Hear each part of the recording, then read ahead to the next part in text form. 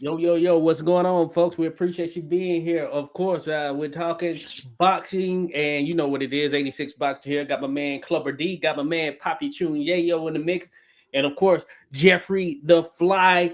We're not here for a long time, we're here for a good time. You know what I'm saying? So, man, we're gonna jump straight into it, and we appreciate everyone being here in the mix with us there. So, what's good with you there, Jeffrey? Another fight lined up. It's going down. How you feeling right now in camp?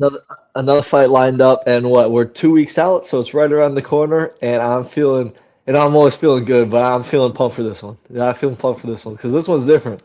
This one's different. I don't know if you've seen it online, but I've been posting Slaughter Draughter. That's the tagline I'm going with for this one. Slaughter Draughter. I'll go right into it with that. So it's a different energy. It's a different energy this time. Slaughter Draughter. Yeah, I've been hearing that. Slaughter Draughter. We're looking forward to it. I know my man Clover D or Ernest, one of them, they're just mentioning like where the origin of that came from. You know what I'm Yeah, saying? we'd like to know Slaughter where Draughter. did Slaughter Draw to come from? Like, was there some online beef, or is it just like, you know what, he's my opponent? I need a nickname, I need motivation to whoop that ass. So Slaughter Draw it is.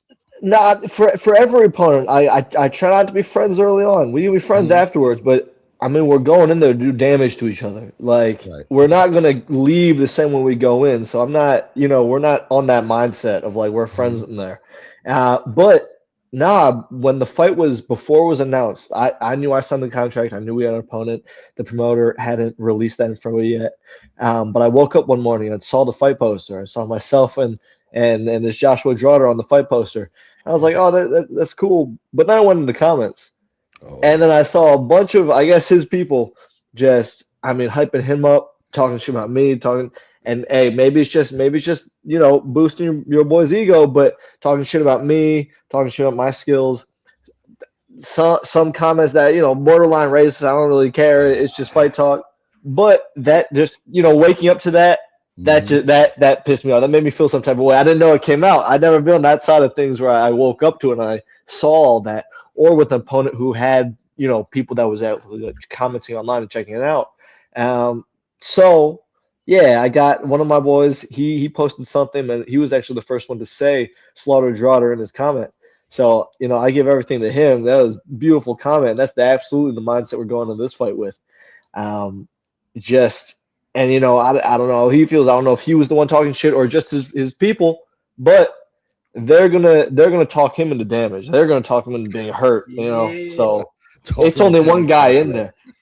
Yeah, your fans can't fight for you. Anyone that's talking for you, they can't fight for you. So you better be ready. You better come correct. So Yeah. Hey, Jeff said he gonna knock the R out of that last name. He ain't gonna be that. He gonna knock the R out of that thing. You know what? Listen, man. Before you came out, I say something that was highly disrespectful. But he got a Mhm. fight lined up less than 30 days after your fight, as if he just gonna make it out of there unscathed. oh, I mean, see, I and wish I you're at it, would. bro. I What? didn't I didn't even Mhm. know that. You're breaking news Yo, right now, but dude, what? that Yep. I hate to break it to him. I hate to break it to the promoter he's working with, but that ain't gonna happen. 30 days, that ain't gonna happen. Not the way I want this fight to go. Not the way. I'll Yeah. let you know this. I got a Narissa Design Freaks in Maryland, right outside Baltimore. Mhm. She's a great designer. She helps out a bunch of different gyms around there, a bunch of different fighters, custom pieces top to bottom. She's super talented. Okay. The outfit that we have for this one, it definitely goes along with Slaughter Draughter and that theme and just the look I want for that. And we were going through a couple different logos and a couple different designs, and there was a piece of it that some of the design at first was it was very bloody. It was very stained blood type of look. And when I was going back and forth in my mind, I decided, you know what? Let Hmm. me let me keep that logo. Let me keep that design. Let me keep it clean because if I'm gonna get it stained and bloody, why are we making a graphic of it? I want that to happen during the fight. I want that to happen during the Yeah. fight. Yeah. Blood from the fight is gonna be on that trunks and it'll stain it live. I don't need it to be Hilarious. printed out like that. He said he's showing up in all white like a Diddy party. Like the milkman. Hey, Oh shit, let me find either out. way, you're coming out with stains on it, I guess, Yeah. but no, that's what's up right there. Shout out to Coconut Stacks dropped through. Appreciate you. That Coconut Stacks showing some love there. Good stuff. But we got Jeffrey the Fly U. It's always great to chat with you, friend of the channel, of course. Channels, all of us connecting, all that good stuff there. And man, I know you had, of course, I know you were looking to get back in the ring even quicker than this, just based on interviewing you at your last fight when you had one back there. What has this time off done for you? Because I'd imagine if it were up to you, you would have been in there already. You know what I'm saying? This would be third fight of 2020. Yeah, no, definitely. And that's kind of crazy because the last fight was July or January 30th, so at the very beginning of the year. And the thing is, so I had fought in December, and then I right after that one in December, quick turnaround right into January. So after that January fight, me and my team were like, okay, now we can sort of take some time off, take sort of a break. And you know, it's only been a couple months, but it does feel like the longest break I've taken. Like, really, what the time off really taught me is more just about myself. Like, for me personally, I need a fight. That, like, having a fight on the calendar and something I'm working towards like that gives me structure. That keeps my life on track. If I don't have that, bro, it's fun, but I got no structure to my life. It's just here or there. So I think that's what it really taught me, is that it gives me structure. And it taught me how to organize my life outside of fight camps and outside of having a fight on the calendar. So, yeah, super beneficial. So, quick question, just to backtrack for all the new fans, people listening right now. How did you get the Fly nickname? How was that bestowed onto you, or did you swat a fly? Did you miss Miyagi a fly with some chopsticks? How did you get the Fly name? Yeah, listen, one day I just walked in. There's a trash around. I don't know why. There was a bunch of flies in there. I just started catching all of them. The legend was born right there. I wish that goes. I'm gonna tell a different origin story every time. But my coach gave me that nickname. My coach, Gustavo Abel, he gave me that nickname because as an amateur for a while, I was trying to think of a nickname, and you cannot give yourself your own nickname. It just does not work. It does not work. Eventually, my coach came up with that nickname, and our whole metaphor is like, if you ever been to like a cookout in the summer and you got a fly flying around and you're trying to swat it and it's just pissing you off and just going all around you. That is how I fight. I like to hit you from angles. I like to be around, but not swattable, not hittable, and just swarm them. So then it stuck from there on out. That's what's up right there. That's what's up. And I think that's pretty dope right there. But you're right. Yeah, sometimes the nicknames they come about, they're given in some sense, you know. And hey, seeing you fight, I can understand right there. And yeah, based on, you know, Clubber and I, we were able to see you there for a day there in camp. Of course, we know camp goes for an extended period. But that being said, seeing you there for a day as you were getting in some work with some sparring, all of that good stuff. And stylistically in general, you know, you are a guy that throws a lot of punches. You don't mind getting there, exchanging and all of that stuff. And we also appreciate, you know, your work with Coach Gustavo as well, because he does a lot and he's sharing that information in there. How is that relationship? How's that been beneficial, you know, here as what is it? He's been with you from your start, right? Yeah, all the way since amateur days. We've got two Golden Gloves under our belt, and then into the pro career. Yeah. What has that been like as far as just being with him and just hearing him? Like, what does that feel like now with you, as far as you're at that stage? This is going to be like, is this going to be an 8-rounder or? This one's going to be a 6-rounder, but we're definitely in that 6-round to 8-round range. So okay, you get in that range. So at this stage, what is that relationship like in terms of like when you're out there? We see you in training, you're working off of each other. When you're in there in the ring, like, are you hearing and just kind of sensing what he's saying just while you're in the midst of stuff? Yeah, well, definitely. That's even why I had him in the trainer in the very first place, in the very beginning, was because I was training, going around, literally training myself, and he was the first coach where he ran a sparring session in a gym, and I just showed up. That was the first day we met. I jumped in there. I came back to the corner. He gave me a piece of advice. I used it the next round. It worked out perfectly. And then I was like, oh, this guy knows what he's talking about. You can probably get me in the fights and everything. And that's how we got connected. So just over the years, like, yeah, it's really cool to see someone not just as your coach, but as a friend, as a brother, as a mentor, as a father.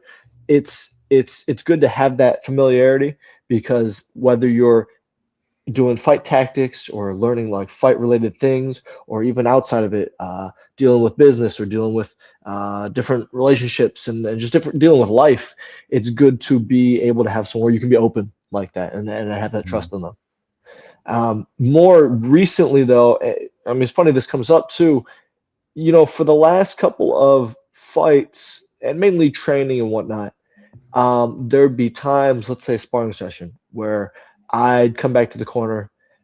I'm tired. I'm just trying to fight a guy. The coach is giving me advice, but I may not, it's not that I won't listen. I may not show him that I'm listening. I may not communicate back on his side. So something that we've been working on is us having that conversation in the corner, where it's not just one-way traffic. It's, if I'm listening, then at least to respond as well and to talk, let him know what I'm facing in the round so that he can give me the same advice. It's a conversation. It's not just one-way traffic either way. So we've been working a lot more on that in the corner. And yeah, I mean, it adds so much. It adds so much. I mean, I just in general, I'm a huge believer in communication. I believe in what we're doing right now, just talking. I feel like everyone can grow from that. So yeah, it's been big to have open dialogue with Coach Scavo, and I definitely think all these years it helps. It adds to that.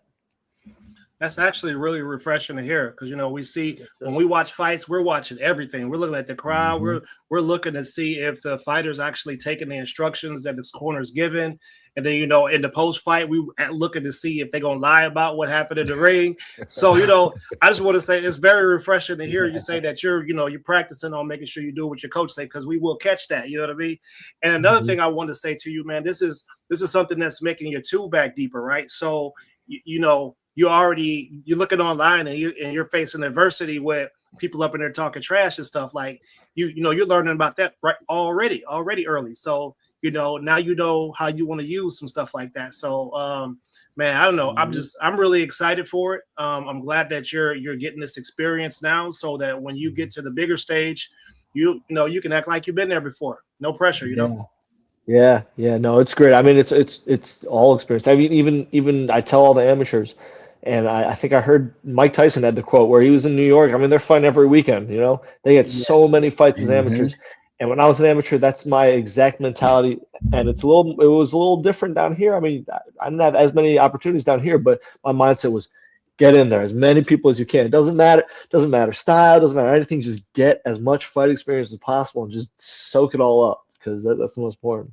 And with the experience, I see every time you have the Fly crew always show up for you. You had the bus that people that came up to Boston for that one fight when you fought in DC, when you fought in Maryland Live last time.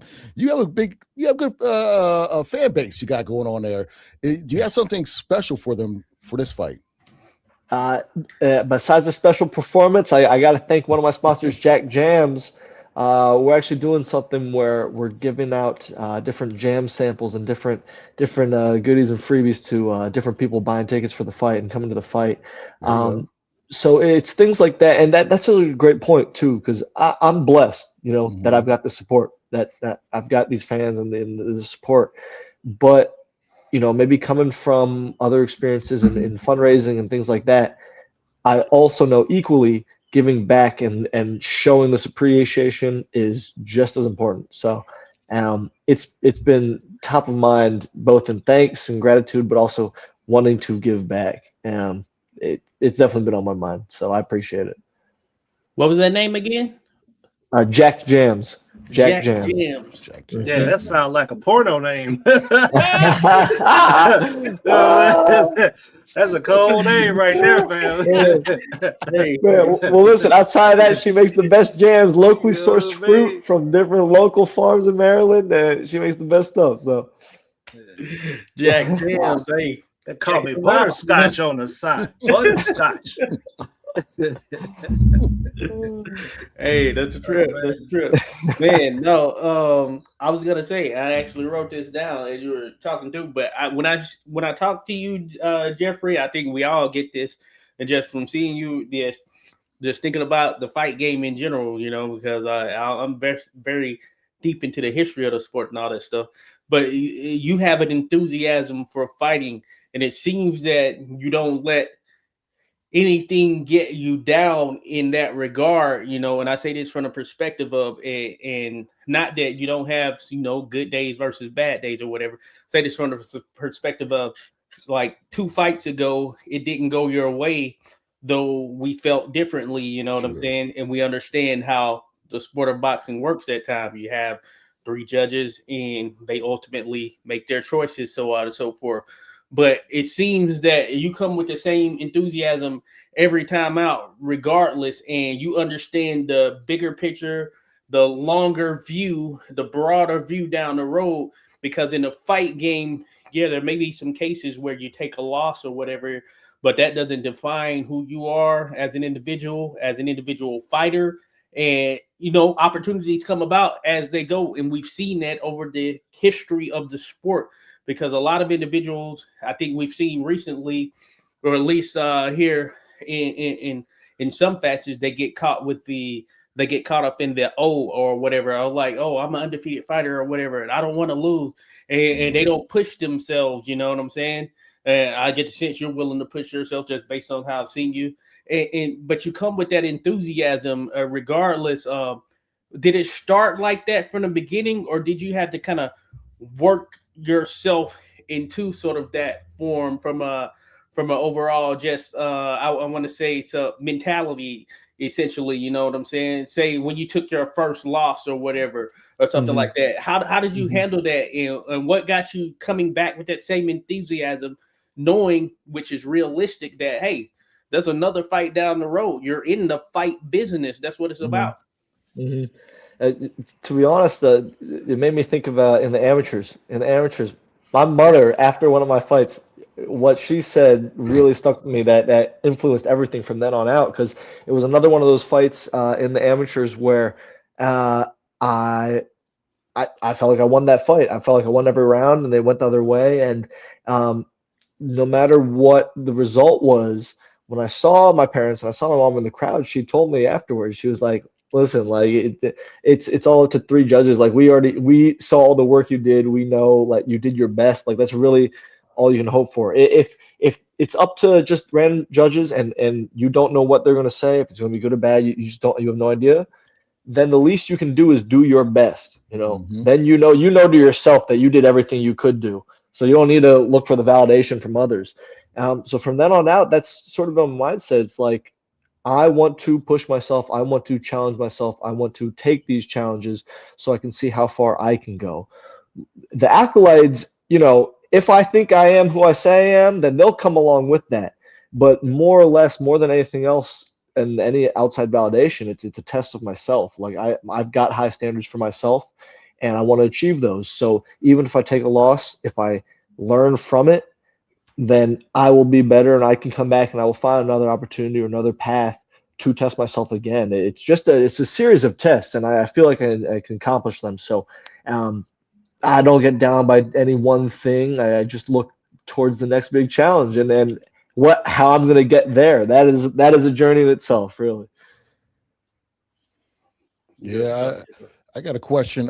As far as testing yourself, when me and Josh were up there and we, saw you training and whatnot, you knocked the heavy bag off. I haven't seen that since Captain America, the first movie. Have you done that again since, that time? We don't have it on film, but it happened. That's so crazy. That's so crazy because I was thinking about that, and like in first person when that happened, bro, that's exactly how it was like. Oh, because we heard it, we were like, "What was that?" And then we were screaming, yelling, and I was like, "Oh man, we didn't record it." Listen, we were locked in, and that night when y'all were there, I was also sparring with another guy on the card, a real good fighter, Nick Isaac. He's gonna be fighting that same night as well. Yeah, no, he's real good. But I was sparring with him too. It was some great work. I mean, y'all saw it. But afterwards, after we got our sparring rounds in, you know, I'm still there. I still got energy. Like, let's keep going. Let's we're in the gym. We got bags and everything. So I walked up and I was hitting a bag, and you know, I'm working on power shots, but I threw a right hand and boom, I guess the chain itself must have snapped, or one of the springs must have snapped. Whole bag swings, falls down, hits the ground, falls over. Yeah. I'm like, yo, here we go. Like that. He's not That's the lying. power I'm coming with, bro. That's the This power I'm coming with. motherfucker we're gonna tap into the power of Great Skull. He did, Yeah, the power is mine type shit, bro. We take it You over. know what I'm saying? He knocked the bag off that joint, though. Come on, man. Uh-huh. Hey, that's Uh-huh. it. That'll mess the ego up in a heartbeat. Mhm. Like, what? I'm knocking Man. bags off. I'm knocking bags off the chain, cuz I'm gonna knock that R out your last name, bro. Right? That's the bar. Exactly. It's gonna be slaughtered draughter. It's gonna go through the grinder, bro. It's gonna go through the meat grinder. And then listen, something else that happened recently. Brandon Lee fought. yeah. Oh yeah. Who'd he fight? What's the name of the dude? I don't want to disrespect him. I know who you're talking about. Yeah, Tough I'll tell you in fight. a second. Let me see It who it was it is. recently. It was like a Zuffa main event. It was they Yep. just signed Zuffa. Yep. Brandon It was a good Lee fight. fought, He had that layoff too. He was out for a while. Kane Sandoval. Yes, Sandoval. Sandoval, yeah, Sandoval. Yep. Kane Sandoval. Now, like I saw I don't know the other dude, but there's some guy that does a breakdown of people's records before the fight. And he looks like, okay, you fighting what's the opponent's record? Are you fighting sort of bums? Are you pounding your record a little I bit? know Are what you you're fighting talking like about. tough guys? Dude, Yeah. I saw that right beforehand. And I didn't know who Sandoval was, but then looking at the records, I was like, oh, okay, we gotta take this guy seriously. Let's check this out. The fight itself, from what I saw, it's not like Brandon Lee did bad. But he was so focused on like maybe 2 punches, 3 punches, power punches. He thought he was gonna knock him clean out. Like Yeah. just hit a quick combo, knock him out. Sandoval, it was like, let me just keep the output going. Everything medium powered, but it's just nonstop annoying pace where you can't get away, and I'm just gonna keep taking you through the meat grinder. And ultimately, I mean, that's what did it. I mean, he was landing hard shots on Brandon, but it was just constant versus Brandon's like waiting for a hard counter. And even if he lands them, great, he landed 2 shots. But when the other guy's not stopping at all, those 2 shots look bad compared to 30 they're all hitting too. So yeah, that got in my mind too. So I was thinking about that recently. I was trying to get away from just throwing power punches and thinking about volume. Let's keep the volume up too. Let's not get away from that either. Yeah. In that particular fight, Sandoval actually, you know, he switched his game plan up for a little while because we know Sandoval to be a guy that comes forward and just, you know, it's nonstop work, right? In that fight, he let him come to him a little bit. You know, he slowed the pace down, and when he least expected it was when he jumped on the gas and stayed on the gas. But he got his respect with them power shots that he was landing on him. He just should have did more. He didn't go. He didn't go again fast enough. It was just kind of like, all right, yeah, I got you. Now I'm gonna sit back for a minute. And that fight was tough to score for me. I picked Lee pre-fight. To be honest with you, I didn't know if Kane had it. I didn't know if he's gonna be able to have the punch resistance to deal with what Lee was dealing with. But I mean, we was coming with. But yeah, I was impressed by the fight. I definitely think that Lee, you know, he could have done a lot more. And it's not the end of the road for him either. You know, oh, definitely not. It's not the end of the road, man. It's just this is a sport. You know, you win some, you lose some, you get to fight again. You know, and that's what we appreciate about it. And listen, he was doing good work too. It was like he's got his own highlight reel from that fight too, so you can't really take anything away from him. Yeah, I'm in agreement 100%. You know, despite the verdict, I didn't leave it thinking that it's over for Brandon. You know, I think he still has a lot of potential there, and you know, different fights, different circumstances. That's one of the things. You just never know what the situation is for an individual fighter at the time that they're taking it. Brendan hasn't been as active as he was because I remember him from Showtime and all that stuff being on there. And you never know. Some of that affects a fighter. But I think that Kane definitely had the right game plan. He ended up making the right adjustments, ended up winning that fight. But I just think about just keeping that mindset there in terms of wanting to continue forward. And I hope that's the case there with Brendan as well here, taking his first loss. And he had 30 fights. And I had to remind myself, like, it's at least like, man, he has 30 fights. Like, I forget how many fights he had, you know. So he's been in there a number of times or whatever, but you just never know how it goes. So it's just a matter of how he comes back from this. And that's one of the things that kind of I allude to with you. It seems that you come in for the times that we talk to you, you're still focused on that mentality. You it seems like you know who you are, and you know, and some of that I'd imagine comes with, you know, maturing and all of that stuff. Maybe some younger fighters, they'll take things differently or whatever it may be. But it seems that you kind of know who you are and you're focused on. Man, it's because I love it. It's because I love it, man. There ain't no better feeling than fighting, man. Like being on that stage, entertaining the people, you know, bleeding, going for that. That is so fun. I love this shit, bro. I love fighting, man. I love it. No, that's what's up right there. Now, when you're in there, in terms of, and you bring a lot of people out that are in support and all that stuff, are you hearing that? I can say, like, from being in there from an official standpoint, like when I'm officiating something, sometimes I don't hear anything. I'm so locked in. The people have to tell me a mouthpiece, or something like that because it fell out. I didn't even know that. I'm just looking at what's going on. But when you're in there, is it like ebbs and flow as far? Do you hear the people or whatever? It's weird because I'm pretty locked in the fight, but I can still like pick out random comments that get screamed out there. Like, I mean, and it's different when you're on the road, but when I was in Texas, I still remember one lady's voice specifically that was telling their guy to knock me out. And that just stuck with me forever. But there's always like, I can always hear certain things. Like in one of my fights at the casino, I had a friend of mine sitting ringside, and I just hear him saying, "Dempsey roll, Dempsey roll, you Dempsey roll."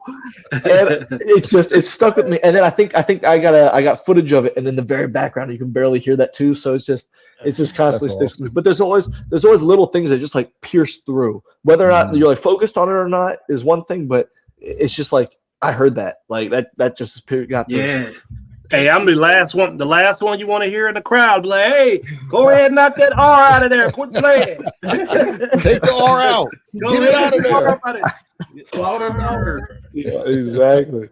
You're going to turn him into a pirate. Yep. Yeah, no doubt about it. This is gonna be cool. So you're gonna be on a Jetta Promotions card here. It's going down July 18th, and it's gonna be at Maryland Live. Maryland Live, and it's a cool little venue. I remember when Maryland Live came about, and then they started to introduce boxing and all that stuff. So it's becoming like the premier spot there in Maryland, I guess you could say. It's a nice spot. You working that night too?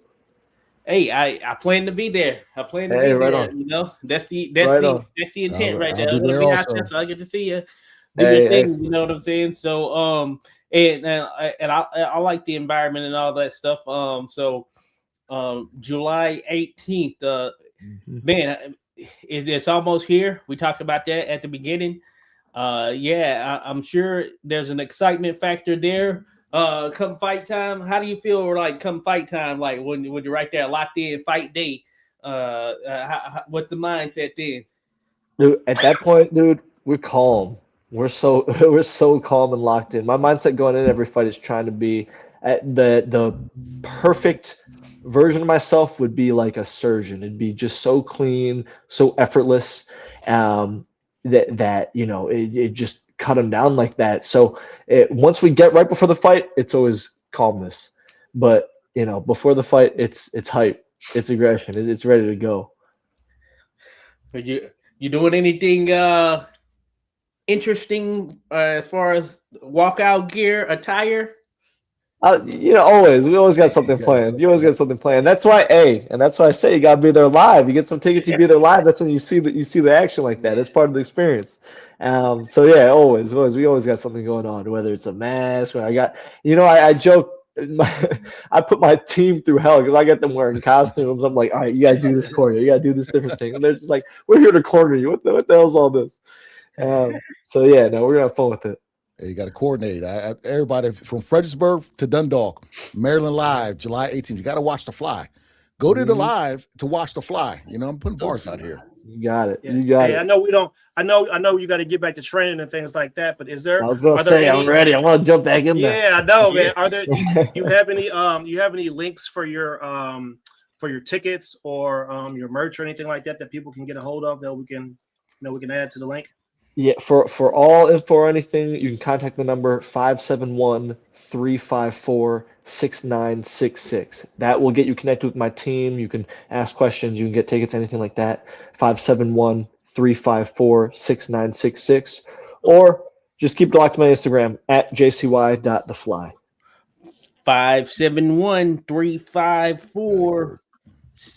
571-354-6966. Got it. JCY dot fly, right? Yeah, Right got the there. fly. Uh-huh. JCY dot fly. Yeah, you see it there, folks. So hey, we're gonna Don't forget the jcy.thefly. the fly. Uh-huh, JCY uh-huh. JCY Can't drop dot that. the fly. All right, you get that, people. We're gonna drop that in here. Yeah, I left the duh out, and that you gotta have that, man. Hey, man, that's what we own for the next couple weeks. We knocking stuff out and stuff. There we go. Exactly. Exactly. Uh-huh. Uh-huh. Right there. Hey, there we DMV, go. come check them out. Maryland Live, July 18th. Go check them out. Go check them out. Hey, it's always great to have you there, Jeffrey. So, hey, we're gonna send people your way, man. We appreciate you taking the time to come through, chop it up with us, man. And hey, after you get this victory, come back on so we can talk about what went down. Yeah, I'm gonna see you there right after. So I'm gonna catch you there. Let's get Maryland it. Live, July 18th, man. We're ready. The fly is ready. It's almost fly time. Let's get it. Let's get it. No. All right. Appreciate you, No. folks. On behalf of myself, Appreciate Clubber you, D, Papi Chunyayo, JCY.thefly on Instagram. We appreciate you all being here. Enjoy the rest of your night and be sure to check out The Fly, July 18th, Maryland Live. Tune in. Be there. Appreciate you all. Have a good night.